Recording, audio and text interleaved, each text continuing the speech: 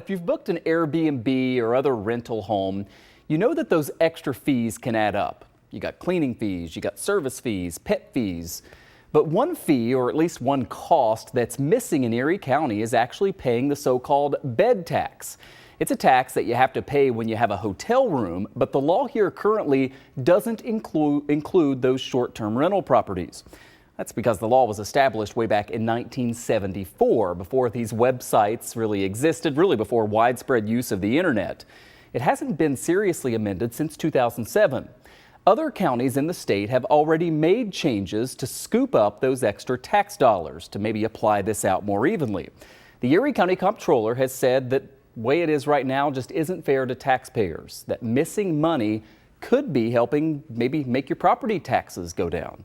So now he is pushing lawmakers to change how Erie County operates. And joining us live to discuss is Erie County Comptroller Kevin Hardwick and also Visit Buffalo Niagara President and CEO Patrick Kaler. Thank you both for coming in. We appreciate it.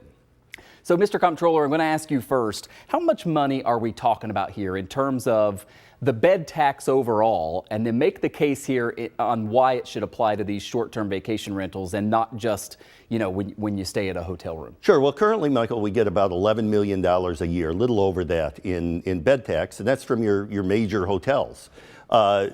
If we added the Airbnbs and the like into it, I think we're talking about a significant amount of money. Although we have no current estimate, it's tough to get that. But I'm sure we'd have money, and I'm sure we could certainly use it. I think as it currently is, it's kind of unfair to the major hotels. People come here, they pay the bed tax. It's between 3% and 5%, depending on the size of the establishment.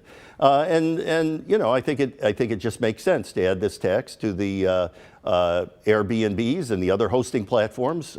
They would all be charged about 3%. And I think it would give us some money. You know, every dollar that we raise in this community from some other method is a dollar we don't have to raise in property taxes. And if we want to fund our tourism initiatives, I think this is a good way of doing it. Yeah, when you talk about those tourism initiatives, Patrick Kaler, from your perspective with Visit Buffalo Niagara, how important is it that you get this funding from the bed tax? How big would this additional money be, and how do you maybe plan to use it?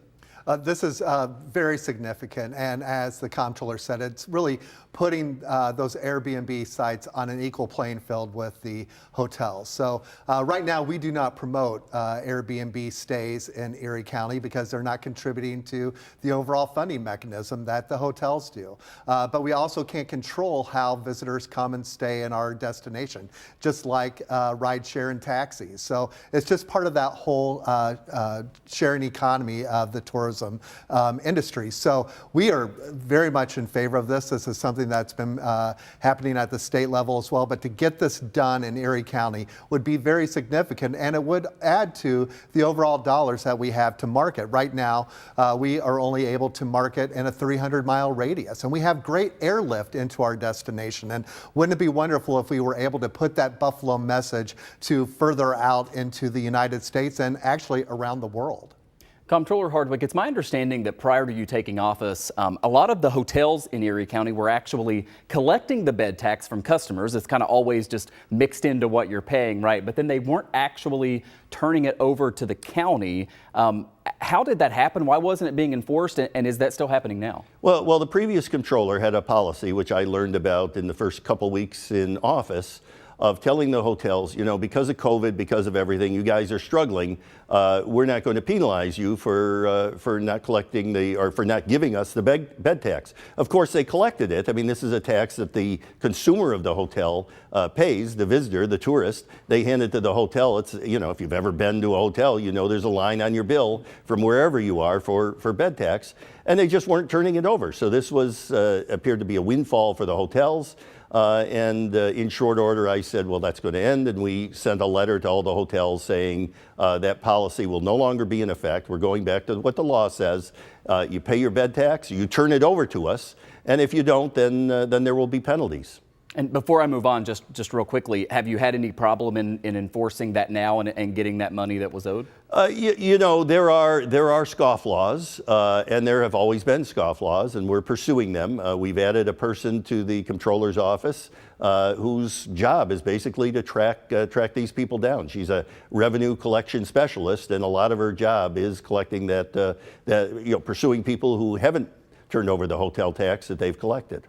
Patrick, I know you're all about making Buffalo and Erie County more attractive to guests with all the economic development that comes from getting visitors here. I imagine a bed tax for these Airbnbs and Verbos and other short-term rentals, of course, they're passed along to the customers, right? Is that pretty standard elsewhere, or do you worry that it's going to make it more expensive for people to visit here? Because as we mentioned at the top of the show, when you stay at an Airbnb, for instance, and you look at all the fees, sometimes the fee costs you more than the actual stay does. Absolutely not. This is, again, part of that whole visitor economy. People are expected to pay a tax in most instances, and really 3% is not that much of a tax contribution on top of these stays. In some of these destinations, they're paying a bed tax fee, a resort fee, a destination fee, and it just gets a little bit out of control. And so this is just really, again, just paying what's due to the overall visitor economy for these folks staying in our destination. And again, you know, it's just putting everybody on that equal playing field, and it's not going to price Buffalo or Erie County out of the market whatsoever. Yeah, there are certainly a lot of places that charge a whole lot more than 3%, no doubt about that. Finally, Mr. Comptroller, tell me about what happens next, right? In order to make this change, you have to go before the county legislature. I know you already have some support in the legislature. How is this going to play out, and I guess the time frame moving forward? Yeah, well, Legislator Howard Johnson was nice enough to sponsor this legislation, which we prepared. And it's currently sitting in committee. My understanding is in about 3 weeks, on May 4th, they're going to have a committee hearing. I'll be there, Patrick will be there, and we'll have a few other people there supporting the law. Then it has to go to a public hearing where the public can have their say. Once that happens, the county legislature can adopt it, and I see no reason why they wouldn't. I think this could be in short order. In fact, I want to tell Patrick he's going to have all this money coming his way. I think we can afford a second eclipse next year.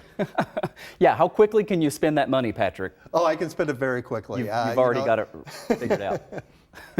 All right, Erie County Comptroller Kevin Hardwick and Visit Buffalo Niagara President and CEO Patrick Kaler. Thanks to both of you for coming in and talking about this, and we'll follow it again as it goes before the committee, the full legislature, and this public hearing. Thanks to both of you.